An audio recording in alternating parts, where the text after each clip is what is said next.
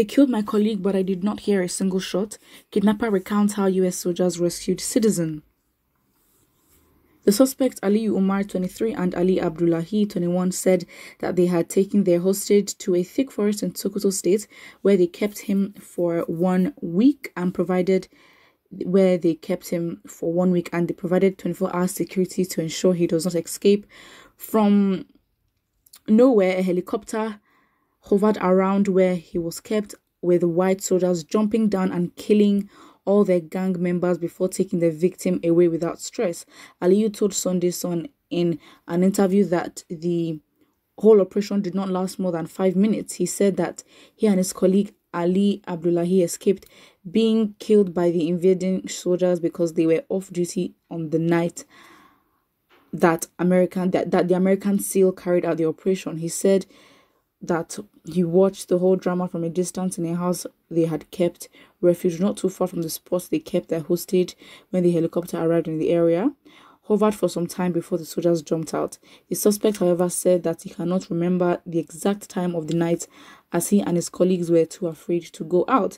He also said that they did not hear the sound of any gunshots during the operation, but that it was only when they got there in the morning that they met the dead bodies of all their colleagues.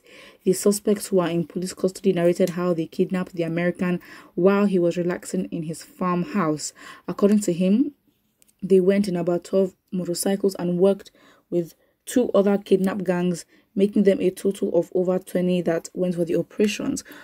On getting to the farm, he said that they met the victim, who was in his house relaxing on the fateful day, and surrounded him. On sighting them, he said that the American offered to give them 20,000 cefas, but they rejected the offer and took him away because they wanted their money in dollars. After rounding him up, they said that they put him in one of the motorcycles and 3 other people to ensure he does not act funny or anything, and rode to the forest in Sokoto where they have their hideouts. Sunday Sun brings so this interview was basically by Sunday Sun, and it's from the suspect who was paraded by the police in Abuja. So in his own words, he says, "My name is Aliyu Umar. I am 23 years old and a native of Kalmalu village in local government area of Sokoto State. I belong to a 9-man kidnap gang, and I've been in the kidnapping business for some time, and I have participated in several kidnappings in both Nigeria and Niger Republic. Some members of my gang are from Nigeria and some are from Niger, and some are from Arab countries. I've made plenty of money in the kidnap business, but I cannot stop because there's plenty of money there. When we planned to kidnap the American, we decided to hire the services of our other colleague from another group because we suspect that he may be having some people guarding him. We planned everything well. We surrounded him up at his house, and we went in about 12 motorcycles with over 20 of us. When we got there, we found him relaxing in one of his rooms, and when he saw us, he started pleading with us not to take him away, but we refused. He even offered us 20,000 cefas, but we rejected the money because that was too small compared to what we were expecting to get from the American government Are you joking? That was small compared to what we're expecting to get from the American government when we kidnapped him. Do these people, is the delusion for me. So you really think you can blackmail a country like America? Wait, it's not even, I thought they had the expectation that, okay, fine, from his family members or, in his farmhouse, there'd be some cash and all that. But you were expecting the ransom paid by the American government. Wow, it's the delusion for me. It's like, how can you be in such a business and you are so ill-exposed, or you're not, I don't understand. It's the lack of professionalism for me. You say you actually believed that the American government would pay you money. Do you know what? They actually deserved to be, arrested, and obviously they escaped, so these ones escaped, but then some of their colleagues died, and it's the American government we're talking about here, and there's such a small ineffective group that it's like we don't even know your name. So it's like this the American government will just snap you guys in half, and that's what it's going to be.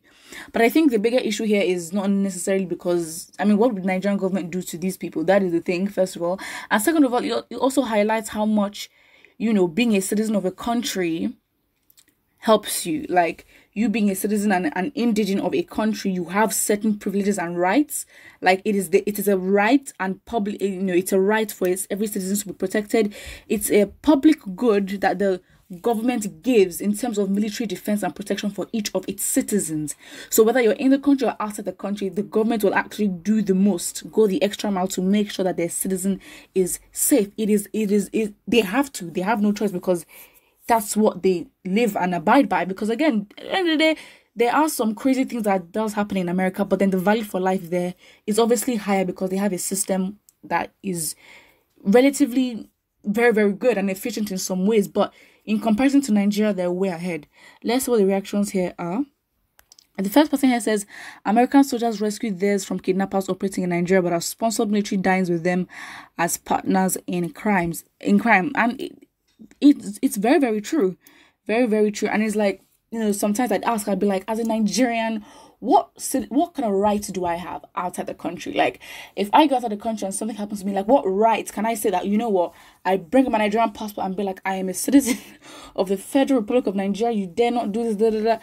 Do we have that respect outside the country? Because I'm like, we should have rights. We should have privileges being citizens of the country. But I guess not. I mean, it's so bad. And someone says, I guess he liked a bit here. Soldiers came in the night. How do you see a soldier from a distance jumping down the helicopter in the night in thick forest? I mean, come on now. I mean, okay, you can't be asking questions like this. I'm gonna ignore this. Another person here says, that's a country that has value for life of its citizens, no matter where you may be. But my country, Nigeria, would rather prefer to rescue cattle and leave the man to his own fate. Exactly. I mean, when you have Sheikh Gumi, that element of, I don't even know, that vagabond, I don't even know what to say, that vagabond, because that's what it is. How do you negotiate and pay bandits, and you expect them not to continue? It doesn't make sense. That is true. So it's like, I think if we understand that even in the country we don't even have rights to protection, I mean, we are starting from scratch here. It's alarming. It is really alarming, because it's like, in the country, I mean, what would the North think of this? Because they should see this and be like, you know what, this is what America is doing for its citizens, and they're even more populous than Nigeria itself. So it's like, this is what America is doing for their own citizens, and we are in our own country and we're still being violated. It's absolutely sad. Very, very, very sad. But it is what it is. Put what you think about this in the comment section below, and do not forget to like and subscribe.